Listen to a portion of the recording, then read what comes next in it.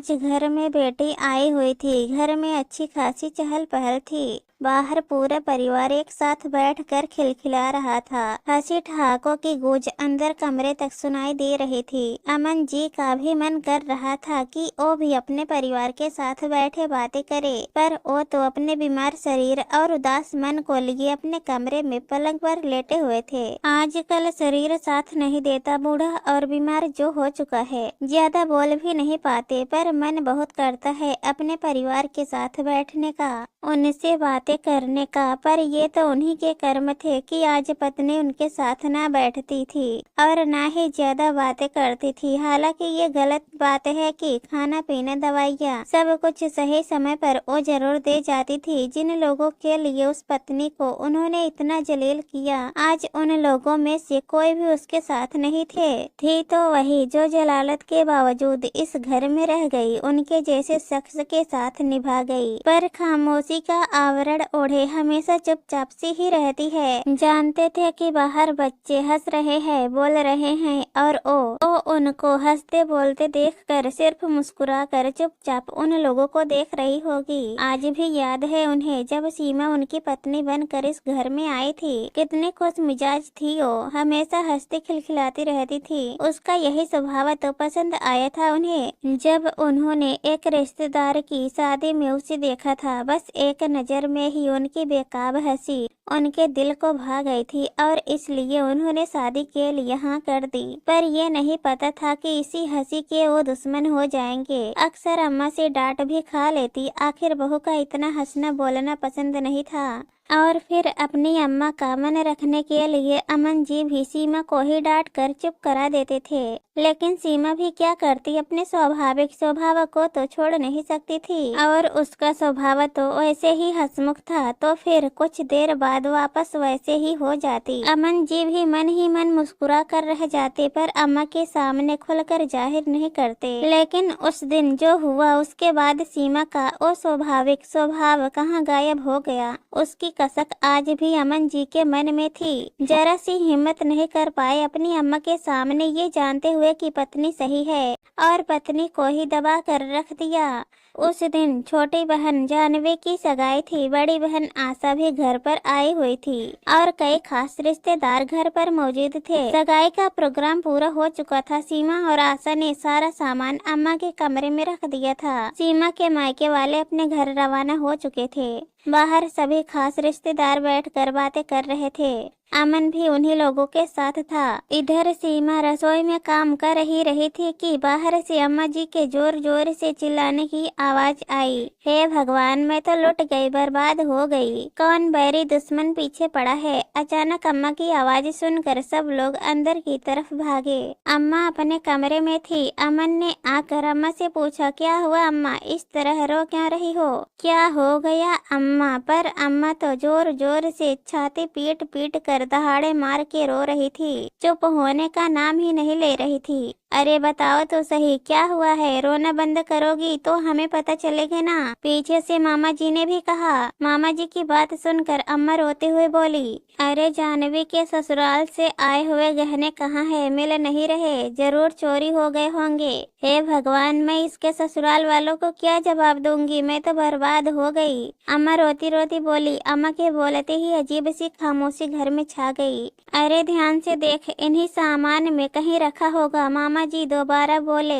भैया पूरा सामान ऊपर नीचे करके देख चुकी हूँ, पर गहने नहीं है, जरूर चोरी हुए होंगे। अरे शुभ शुभ बोल, एक बार हमें देखने दे। अम्मा को परे हटाकर मामा जी खुद सामान चेक करने लगे। फिर कुछ सोचकर मामा जी बोले, अरे गहने कोई इन सामानों के साथ यहाँ रखेगा क्या? अलमारी में रख दिए होंगे तुमने, देख जरा। अरे मैंने सामान कहाँ रखा? सामान तो आशा और सीमा रख रही थी। हाँ तो आशा और सीमा से पूछ ले, जरूर उन्होंने अलमारी में रख दिए होंगे। मामा जी के समझाने पर अम्मा ने आशा भरी नजरों से आशा की तरफ देखा तो आशा ने कहा, अम्मा मुझे क्या देख रही हो? मैंने थोड़ी ना गहने लिए हैं। अपनी बहू से पूछो, उसी ने कहीं रख दिए होंगे। आशा के जवाब को सुनकर सीमा दंग रह गई, क्योंकि गहने की थाली तो आशा ही उठाकर लाई थी और गहने रखे भी उसी ने ही थे।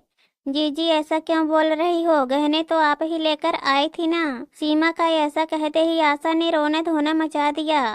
अब मेरे मायके में ही मुझ पर चोरी का इल्जाम लगेगा, यही दिन देखना बाकी रह गया था। आज मेरे पापा जिंदा होते तो मजाल थी कोई मुझे इतना कहकर दिखा देता। उसे रोता देखकर अम्मा सीमा पर दहाड़ पड़ी, खबरदार जो मेरी बच्ची पर चोरी का इल्जाम लगाया तो तूने ही गहने लिए होंगे। ये मेरी बेटी है, इसको मैं बचपन से जानती हूँ। अरे जन्म दिया है मैंने इसे, इसमें मेरे संस्कार कोट कोट के भरे हैं। तू बाहर से आई है, जरूर तूने ही गहने लिए होंगे और तेरे मायके वालों को दे दिए होंगे, तभी तेरे मायके वाले इतनी जल्दी चले गए। बस अम्मा जी, आप मेरे माता पिता पर चोरी का इल्जाम कैसे लगा सकती हो? मैंने तो गहनों की शक्ल तक नहीं देखी, चुराना तो दूर की बात है। सीमा ने पलट कर जवाब दे दिया। बस फिर क्या था? आशा और अम्मा दोनों ही सीमा पर चढ़ पड़ी, लेकिन इस बार सीमा भी बराबर जवाब दे रही थी। आखिर उस पर चोरी का इल्जाम लगा था, कोई छोटी मोटी बात थोड़ी न थी।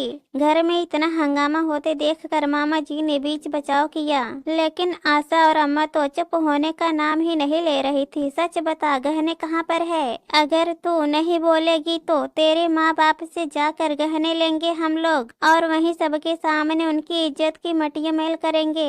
अम्मा जी, मेरे माँ बाप इज्जतदार लोग हैं, कोई चोर उचक्के नहीं जो आपके घर पर बुलावे पर आएंगे और सामान चोरी करके ले जाएंगे। सीमा ने थोड़ी तेज आवाज में कहा। बस सीमा, तुम मेरी अम्मा से किस तरह से बात कर रही हो? याद रखो तुम इस घर की बहू हो, अपनी आवाज को नीचे रखकर बोलो। और अगर गहने लिए भी हैं तो दे दो, कोई तुमसे कुछ नहीं कहेगा।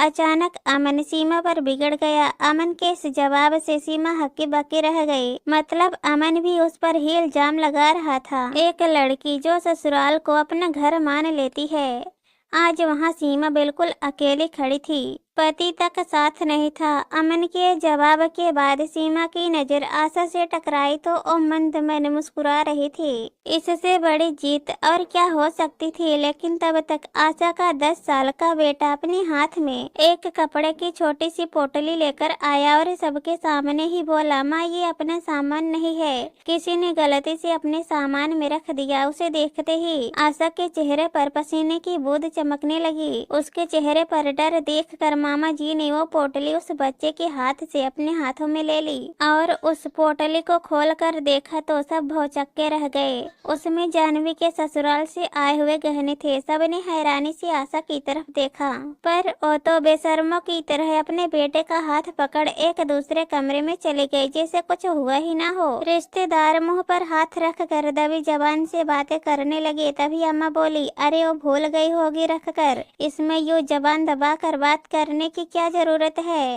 और फिर सीमा से बोली, बेटी है वो मेरी, उसने गहने चुराए नहीं थे बल्कि संभाल कर रखे थे अपने पास। उसकी बराबरी की तो सोचना भी मत। पर तूने यहाँ जो इस तरह से सबके सामने चिल्ला चिल्ला कर मुझसे बात की है ना, उसकी माफी मांग मुझसे। अम्मा की बात सुनकर सीमा की आंखों में आंसू आ गए। भला कोई औरत ऐसी निर्दयी कैसे हो सकती है? उसने आशा भरी नजरों से अमन की तरफ देखा, लेकिन अमन तो नजरें झुकाए चुपचाप खड़ा था। ये देखकर और रोते हुए अपने कमरे में चले गए। लेकिन जब इतना हंगामा हो ही गया तो रिश्तेदार भी धीरे धीरे वहाँ से रवाना हो गए। यहाँ तक कि आशा ने भी देर नहीं लगाई वहाँ से रवाना होने में। अब घर में अम्मा, जानवी, अमन, मामा जी, बुआ जी और सीमा ही बचे थे। लेकिन अम्मा तो अब अनशन पर बैठ गई थी कि जब तक बहू माफी नहीं मांगेगी तब तक मैं पानी की एक बूंद नहीं पीऊंगी। आखिर उसने इतने रिश्तेदारों के सामने मुझसे ऊंची आवाज में बात की तो की कैसे? सबके सामने मेरी बेइज्जती कर दी। आखिर अमन ने समझाया, अम्मा जो बात हो गई अब उसे छोड़ो भी, आप पानी पी लो, आपकी तबीयत बिगड़ जाएगी। अरे ऐसे कैसे छोड़ दूं? तेरी पत्नी ने इतने लोगों के सामने मेरी बेइज्जती की है, माफी तो उसे मांगनी ही पड़ेगी। अम्मा अपनी ही ऐठ में बोली, पर अम्मा, आशा जीजी ने भी तो गलती की थी। आखिर सीमा की क्या गलती? अरे वाह, आज तो बीवी के लिए तो अपनी बहन को गलत बता रहा है। अरे ओ, गहने रख कर भूल गई होगी। भला कौन बेटी अपने घर में चोरी करती है? लेकिन बहू को तो इज्जत को ढक कर रखना चाहिए था। वो भी सबके सामने बेशर्मों की तरह लड़ पड़ी मुझसे। अब तू उसका साथ दे रहा है, इससे तो मैं मर जाती तो ज्यादा अच्छा था। पर याद रख पत्नी तो फिर भी तुझे दोबारा मिल जाएगी, माँ नहीं मिलेगी दोबारा। अम्मा आंसू बहाते हुए बोली। आखिर अपनी माँ को रोता देखकर अमन वहाँ से उठा और सीधे सीमा के पास कमरे में पहुँच गया और जाकर बोला, सीमा क्या याट में बैठी हुई हो, तुम जाकर अम्मा से माफी मांग लो ना। देखा उन्होंने पानी की बूंद तक नहीं पी है, कहीं उनकी तबीयत खराब ना हो जाए तो इसकी जिम्मेदारी मेरी है क्या? मैं क्यों माफी मांगू? चोरी तुम्हारी बहन ने की थी, मैंने थोड़ी ना की थी। मेरे माँ बाप को ताने भी वो लोग मार रहे थे, इल्जाम भी मुझ पर वो लोग लगा रहे थे और माफी मैं ही मांगू? तुम्हारी अम्मा पानी नहीं पी रही है तो उसमें मैं कुछ नहीं कर सकती। आखिर उनके गलत के लिए मैं क्यों माफी मांगू? सीमा समझो तो देखो, पत्नी तो मुझे और मिल जाएगी लेकिन माँ तो एक ही है मेरे पास, वो दोबारा नहीं मिलेगी। तुम्हारी एक माफी से उन्हें खुशी मिलती है तो माफी मांग लो ना। अमन ने अपनी आवाज ऊंची करते हुए कहा।